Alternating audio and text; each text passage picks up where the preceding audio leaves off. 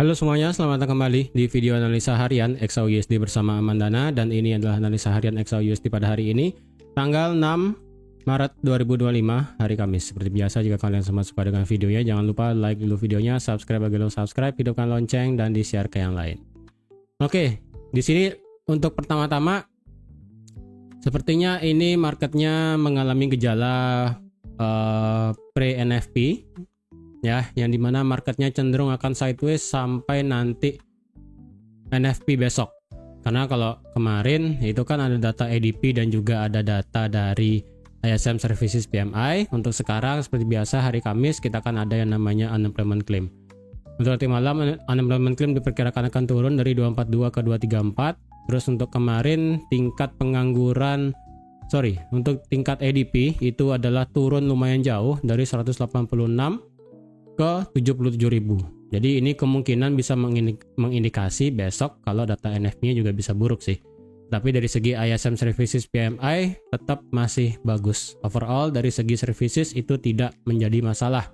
Yang menjadi masalah itu kemarin hanya dari segi manufaktur aja, dari sektor manufaktur. Nah, kenapa ini bisa saya katakan market ini mengalami yang namanya kemungkinan sideways ya, seperti biasa penyakitnya sebelum NFP.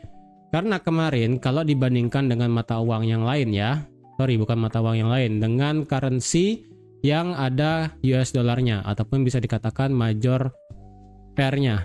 Kalau kalian lihat ini kan kemarin market itu paling tinggi adalah sampai 29.82, hampir ke 29.30 sih, lagi dikit banget.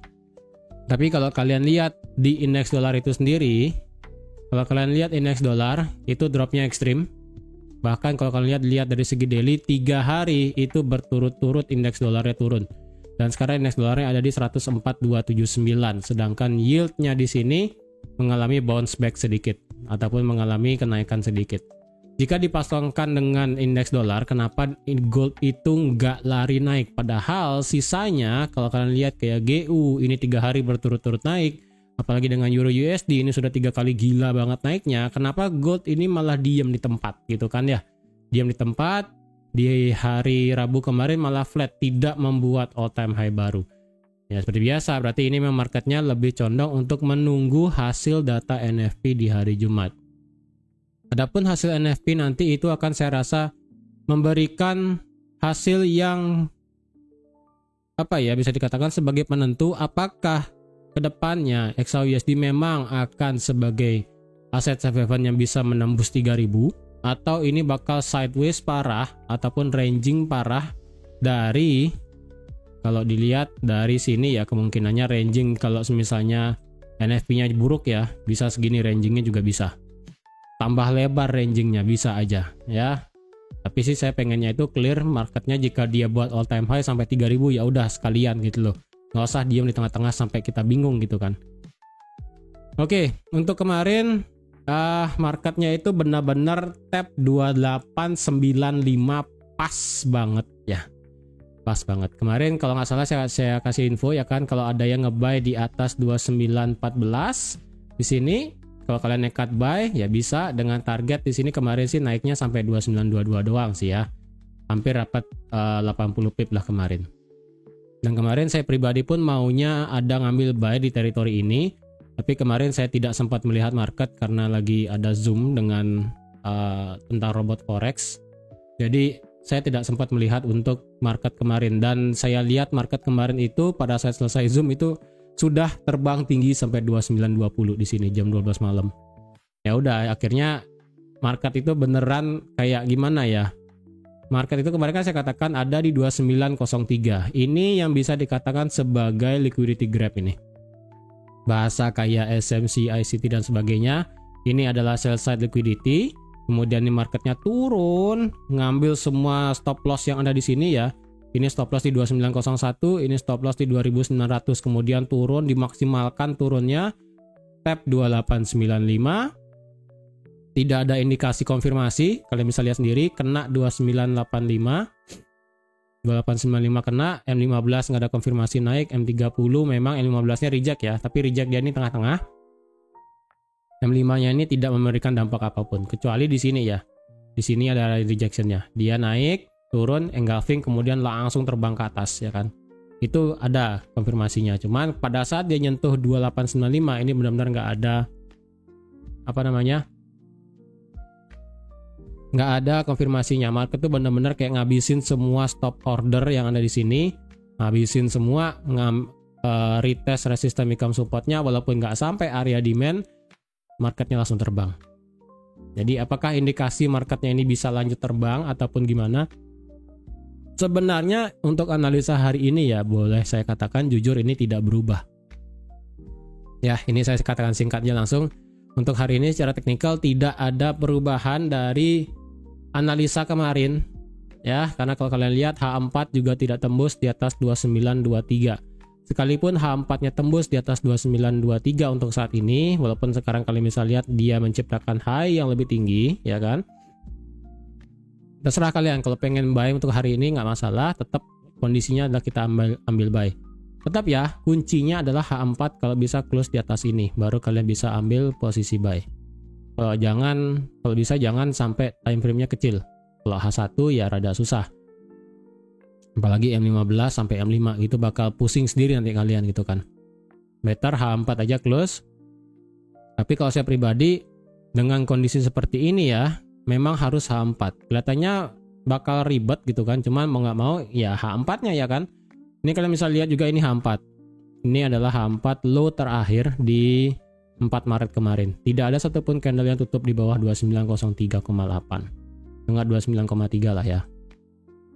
Nggak pernah ada satupun candle H4 turun di bawah 2903. H4 juga sudah nge-retest 2895 walaupun dia nggak sampai area demand-nya di sini tuh hampir banget ya. Hampir banget, tapi ya apa mau dikata, marketnya memang memilih untuk seperti itu. Ini juga hampir tuh ya, hampir lagi dikit sekali marketnya benar-benar hampir kena zona demand-nya, zona order block bullish-nya, tapi ya sudahlah nggak masalah. Ya. Benar-benar hampir lagi dikit sekali. Dan kalau dilihat kalau ingin ambil buy di atas 2923 bisa, tapi tetap H4. Secara H1 apakah kita boleh paksa buy? Kalau ada market tutup di atas 2928 untuk saat ini. Oke, sebentar ya. Ini saya kembalikan sedikit. Ya, 2928. Ya, 2928 ya. 2928. Jadi kalau ada market plus di atas 2928 secara H1, kalian ngide buat ngebuy, silakan ya. Silakan kalau ada yang mau ngide di atas 2928 nggak masalah. Yang penting H4-nya kalau bisa close di atas 2923. Tapi kalau kalian tidak melihat H4 close di atas 2923 tetapi kalian melihat H1 close di atas 2928, silahkan ambil buy, tapi sekali lagi itu menjadi resiko yang tanggung masing-masing ya. Karena kalau saya pribadi better ngelihat H4. Jadi kalau H4-nya itu close di atas 2923 tetapi marketnya itu seperti ini, gede banget naiknya, sudah terlanjur tinggi, ya udah saya better nggak usah trading hari ini, better nunggu besok NFP dan trading pada saat news NFP. Itu aja sih. Daripada saya harus menanggung marketnya gejolak atas bawah gitu kan, better saya tidak mau pusing. Ya, tidak mau pusing, tidak mau kejebak market, karena sekali lagi ini teritori di tengah-tengah ini ya merupakan teritori yang krusial. Jadi kalau kalian lihat ini kalau dilihat secara sekilas ya, ini barusan saya lihat juga, barusan banget nih. Ada kemiripan sedikit ya. Ada kemiripan sedikit. Ini saya hapus dulu semua ya. Kalian lihat pakai chart biasa, kita pakai cara cocok logi. Oke. Kalian lihat ini drop ya. Drop, naik, langsung instan turun, naik dan turun sekali. Oke, itu case 1. Kemudian dihajar naik ya, dihajar naik di retrace, kemudian naik, turun, naik, turun, naik, turun. Kalau kalian lihat sebenarnya ini rada mirip. Di sini hampir mirip dengan yang namanya di sini. Hampir mirip loh ya. Kemudian yang di sini hampir mirip dengan yang di sini. Dan ini dropnya itu sudah habis semua. Jadi ibaratnya apapun yang terjadi kemarin, penurunan di tanggal 26 Februari sampai tanggal 28 Februari, polanya itu sama. Kalau saya katakan sih secara H4 ya, kalau secara H1 sih bisa dikatakan beda. Bentar ya, beda apa sama nih dari segi H1? Dari H1 beda, tapi kalau dari segi H4 saya bisa katakan ini polanya rada mirip. Mungkin ya 80% sama lah, atau enggak 70% sama polanya di sini ya. Ini pola 1, ini pola 2, kemudian ini juga pola 1, ini pola 2, dan ini adalah memang titik krusialnya di sini. Nah, ini mirip-mirip aja sih. Jadi kalau dilihat dari pola 1 sebelumnya ya kan, untuk masalah resisten untuk supportnya yang clear bisa di break adalah kan terakhir di sini. Ya, terakhir di sini. Jadi kalau dilihat resisten terakhir yang sebenarnya harus di break adalah di sini, dan ini memang sudah di break. Jadi memang ada potensialnya marketnya itu bisa lanjut naik, dan kalau dilihat di sini sekalinya dia break kencang ke bawah, marketnya itu turun, retrace, kemudian turun.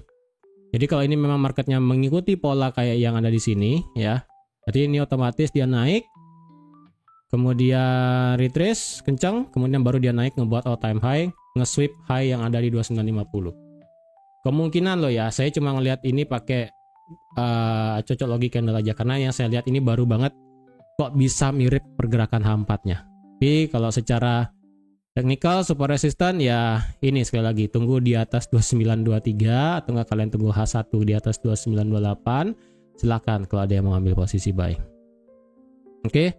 Itu secara technical. Kalau dilihat dari segi indikator daily ya, ini sudah nge-cross balik lagi naik di atas 50, tapi yang slow-nya ini masih di 48.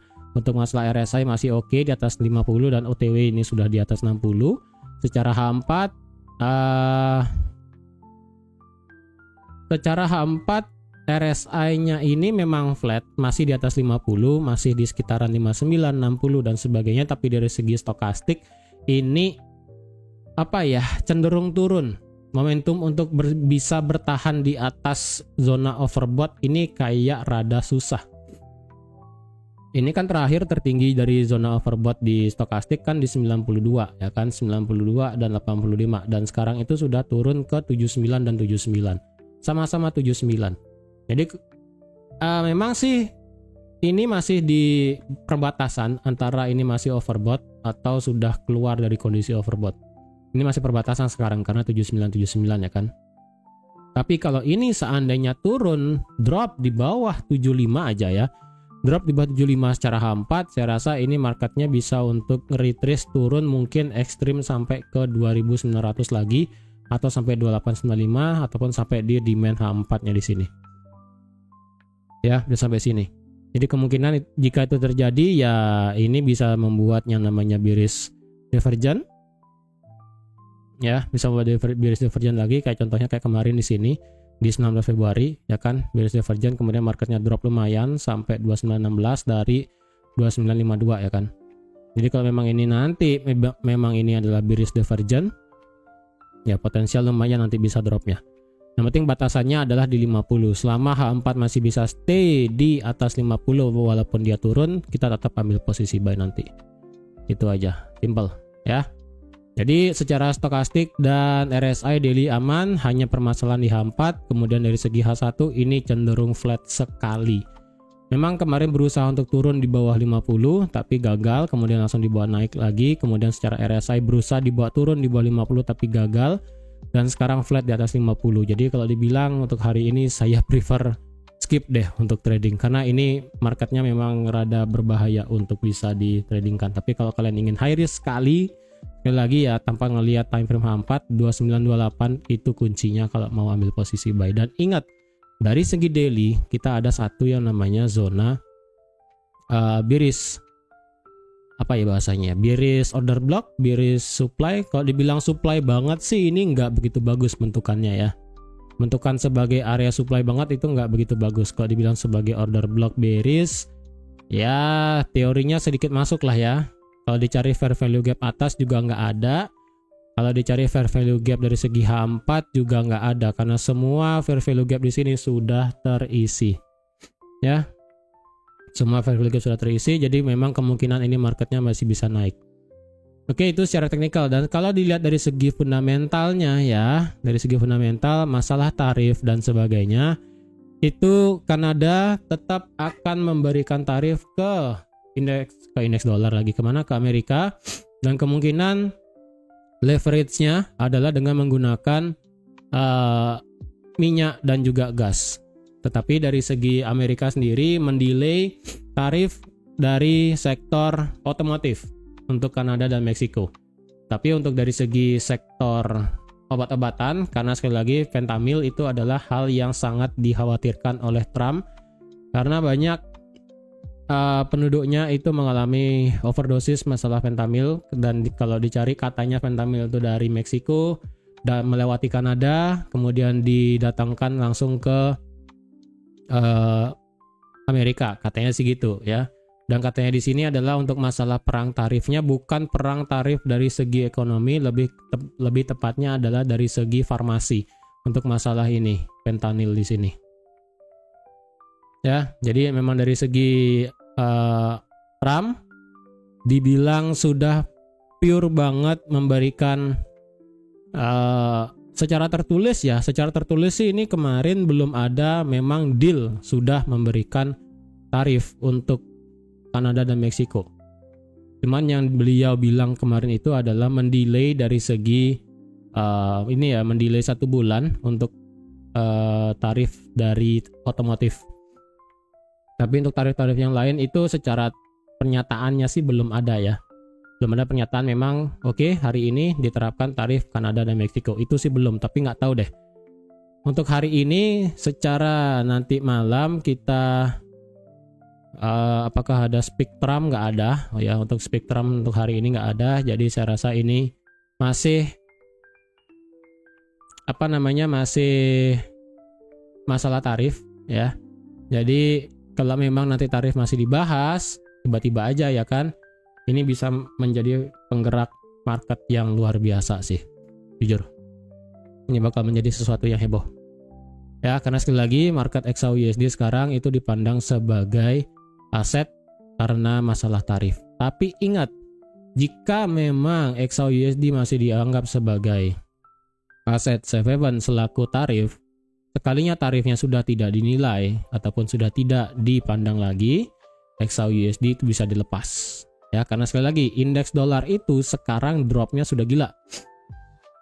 Ya, dropnya indeks dolar itu sudah sampai mau ke level 104 nih sekarang. Ya, sudah mau naik sampai ke level 104. Kalian bisa ngelihat indeks Euro USD sudah gila naiknya, Pound USD juga sudah gila naiknya, tapi kenapa gold nggak mau naik? Itu problemnya ya. Jadi ini sedikit dilema sebenarnya. Jadi kalau kalian nggak mau trade gold untuk beberapa hari ke depan, it's okay, nggak masalah. Tapi kalau kalian ingin trade untuk hari ini, harap dipertimbangkan level-level tersebut. Oke, jadi saya rasa sekian dulu untuk analisa XAUUSD pada hari ini. Terima kasih sudah menonton video sampai habis. Terima kasih juga sudah like, share, dan subscribe seperti biasa. Dan sampai jumpa lagi di analisa harian XAUUSD selanjutnya. Bye-bye.